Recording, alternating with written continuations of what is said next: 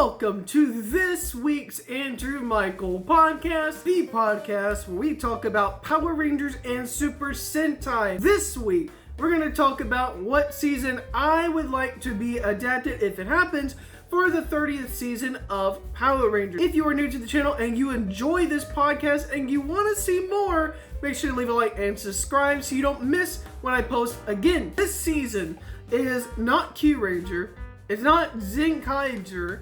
It's a season that I feel like people like, but I still feel like people don't give it a lot of attention. Today we're going to talk about Lupinranger vs Patranger. In Lupinranger vs Patranger, there are gimmicks heading around where the Patrangers hunt down treasure, if you will, and these are all callbacks to different past Super Sentai seasons. Now, obviously, if they were looking for a Super Sentai exclusive season, then they wouldn't be able to harken back to those seasons because it's never happened in Power Rangers.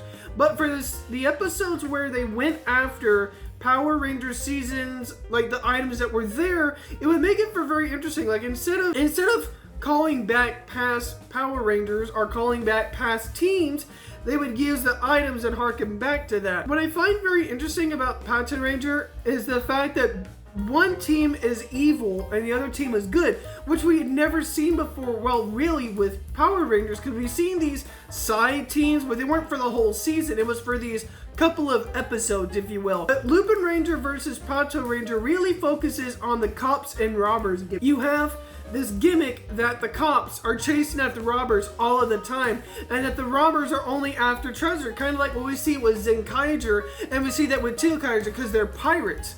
But what makes this really interesting is some of the stuff that goes on. Like, it's like the Lupinrangers, the robbers, it makes you feel like as if there's a reason to care about them, you know?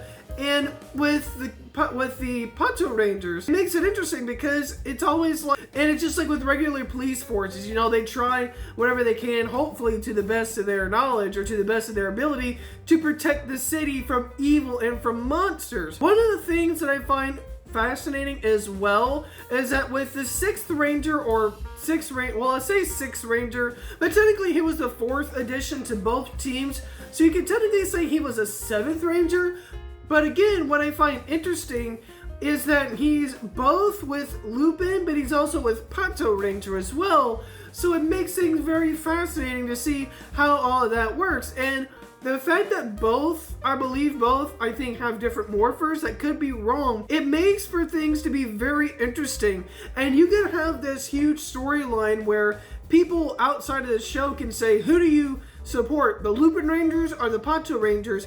And you can see this hashtag Team Lupinranger, hashtag Team Patranger, and I think that would make things very fascinating for Power Rangers. I think with the way that we've seen where they might go more PG-13-ish in the future from what we've heard from a report, I do think that having the lessons about like what's going on today kind of helps. Like if you focus on current events, can kind of in a way work, because it's one of those things where it's like when you talk about things that are happening right now, you can get people to kind of get into what's going on. A lot of people want to focus on what's happening right now, and if Lupinranger and Patranger can use the stories to basically intertwine why Lupinranger's doing this and not just to be evil, then it makes things very fascinating. Now, one of the downsides is they don't have a whole lot of toys that were being sold for Lupinranger and Patranger. Obviously, we had the 2 mechas.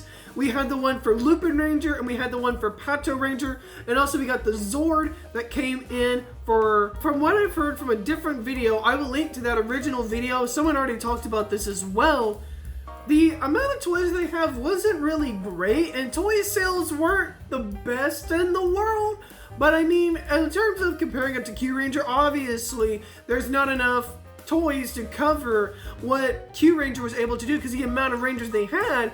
But I think at the same time, I think Lupinranger and Patranger would make things very fascinating because the toys are still harkening back to what Lupinranger and Patranger focuses on. We see with, each team having their allies, they all have these different ones. Like they all have different Zords. They all have different powers. They all have different things going on. Like, you could have the Patrangers go and fight a monster, and the Lupinrangers fight a monster, if you will. Again, it makes things fascinating because we've never really seen anything like this before. Now, with normal Power Rangers, like Zenkaiser, for example, it harkens back to what we see with Kaitou and what we see with Kaiser.